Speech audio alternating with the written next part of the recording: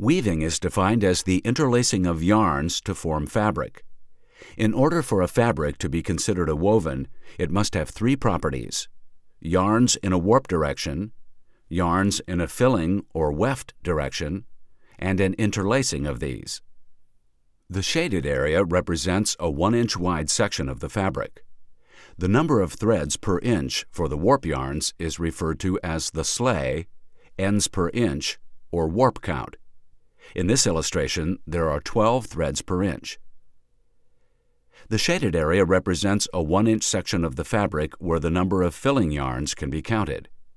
The number of threads per inch for the filling yarns is referred to as picks, pick count, or filling count. In this illustration, there are 12 picks per inch. The relationship of warp and filling thread counts in this graphic is referred to as 12 by 12. The edge of the fabric is called the selvage. It's designed to give stability to the edges of the fabric so that the fabric will not fray during subsequent processing in the textile plant. How do we get the yarns interlaced to form a fabric? The warp yarns must be arranged in a parallel manner and precisely controlled so that the weft yarns can be inserted to form a fabric.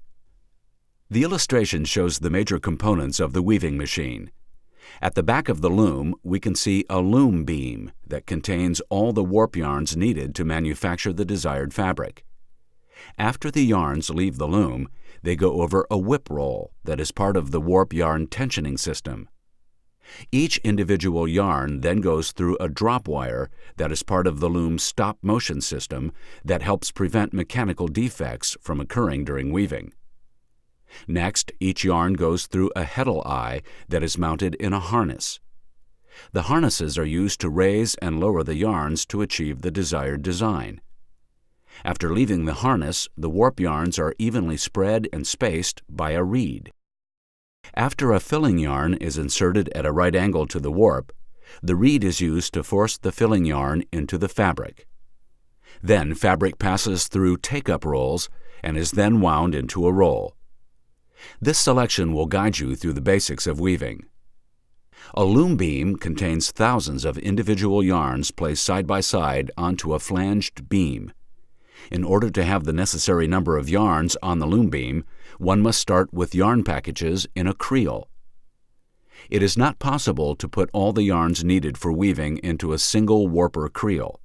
For example, if the warp beam needs 3,200 ends and the creel holds only 400 ends, then a section beam will be made on the warper. Therefore, 8 section beams would have to be made to accumulate the needed 3,200 ends. Yarn packages are first placed in a creel, from which they are wound onto a section beam or die beam. The path the yarn follows on the creel is through tension devices and stop motions. Next, the yarn passes through a reed or comb that guarantees even spacing and a yarn sheet width that matches the width of the section beam.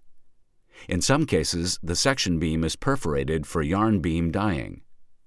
For some special types of yarn-dyed warps, such as indigo for denim, a system called rope or ball warp dyeing is used. If rope dyeing of yarn is to be performed, then ball warps must be manufactured. Ball warps are made using a creel that is set up as with other forms of warping. However, the headstock is set up differently in order to condense the sheet of yarn into a rope. The sheet of yarn is passed through a trumpet-like device to collapse the yarn before it is wound onto the ball. The yarn is then wound onto the log like a huge package of yarn. By traversing the rope back and forth across the face of the ball, the package is built evenly with constant tension. The ball warps can be from 500 to 25,000 yards in length. They are added together behind the rope dyeing range in a magazine creel to form a die set. The die set is always a multiple of the number of beams in the slasher set. For example, if there are 12 beams in the slasher set, there will be 12, 24, or 36 balls in a die set. The yarn is then unwound from the balls and is passed through the dye range. After the yarn has been dyed and dried, it is coiled into a large tub or movable storage device. This tub of yarn is then taken to the rebeaming area where each end is separated and rewarped onto a section beam. Whether the yarn is placed on a section beam, a perforated beam, or processed in the ball warp process, the next step in processing is slashing. The section or die beams are placed into a slasher creel or slasher magazine, where the ends from each beam are added together so they can be sized and wound onto a single loom beam. Once assembled on a loom beam, some yarns such as plied and filament can weave without additional processing. But most yarns require a sizing with chemistry to improve the weaving performance of the yarn. This process is called slashing. The slasher is composed of a section beam creel, sizing boxes, drying section, yarn separators or bust rods, and headstock. A pre-wetting box can be located between the creel and the sizing boxes.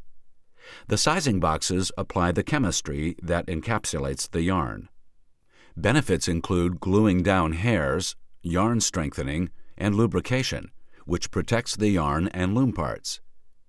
During this process, it is extremely important that each end be kept separate and parallel to adjacent yarns. After sizing, the warp ends must be placed through the proper devices for weaving in the correct order for the desired design and color pattern.